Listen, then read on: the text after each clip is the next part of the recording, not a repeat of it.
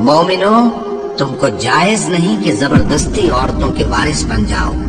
اور دیکھنا اس نیت سے کہ جو کچھ تم نے ان کو دیا ہے اس میں سے کچھ لے لو، انہیں گھروں میں مت روک رکھنا۔ ہاں، اگر وہ کھلے طور پر بدکاری کی مرتکب ہوں تو اور بات ہے، اور ان کے ساتھ اچھی طرح سے رہو سہو۔ پھر اگر وہ تم کو ناپسند ہوں تو عجب نہیں کہ تم کسی چیز کو ناپسند کرو اور اللہ اس میں بہت سی بھلائی پیدا کر دے۔ اور اگر تم ایک عورت کو چھوڑ کر دوسری عورت کرنی چاہو اور پہلی عورت کو ڈھیر سا مال دے چکے ہو تو اس میں سے کچھ مت لینا، بھلا تم بہتان لگا کر اور کھلا گناہ کر کے اپنا مال اس سے واپس لو گے؟ اور تم دیا ہوا مال کیوں کر واپس لے سکتے ہو جبکہ تم ایک دوسرے کے ساتھ صحبت کر چکے ہو اور وہ تم سے پختہ عہد بھی لے چکی ہیں؟ اور جن عورتوں سے تمہارے باپ دادا نے نکاح کیا ہو ان سے نکاح نہ کرنا مگر جاہلیت میں جو ہو چکا سو ہو چکا۔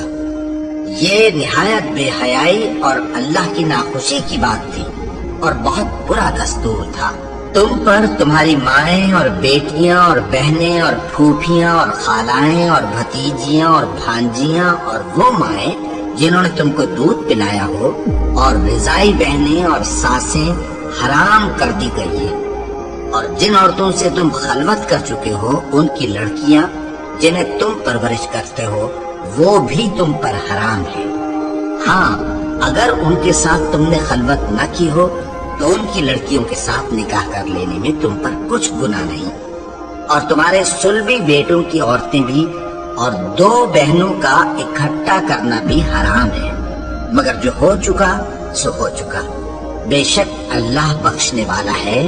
بڑا مہربان ہے۔ اور شوہر والی عورتیں بھی تم پر حرام ہیں مگر وہ جو قید ہو کر باندیوں کے طور پر تمہارے قبضے میں آ جائیں۔ یہ حکم اللہ نے تم کو لکھ دیا ہے، اور ان محرمات کے سوا دوسری عورتیں تم کو حلال ہیں، اس طرح سے کہ مال خرچ کر کے ان سے نکاح کر لو، بشرطے کہ نکاح سے مقصود عفت قائم رکھنا ہو نہ کہ شہوت پرستی۔ تو جن عورتوں سے تم لطف اندوز ہوئے ان کا مہر جو مقرر کیا ہو ادا کر دو،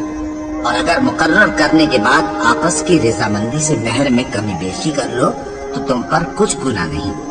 بے شک اللہ سب کچھ جاننے والا ہے، حکمت والا ہے۔ اور جو شخص تم میں سے مومن آزاد عورتوں سے نکاح کرنے کا مقدور نہ رکھے تو مومن باندیوں ہی سے جو تمہارے قبضے میں آ گئی ہوں نکاح کر لے،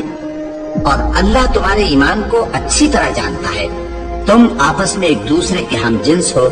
پھر ان لونڈیوں کے ساتھ ان کے مالکوں سے اجازت حاصل کر کے نکاح کر لو،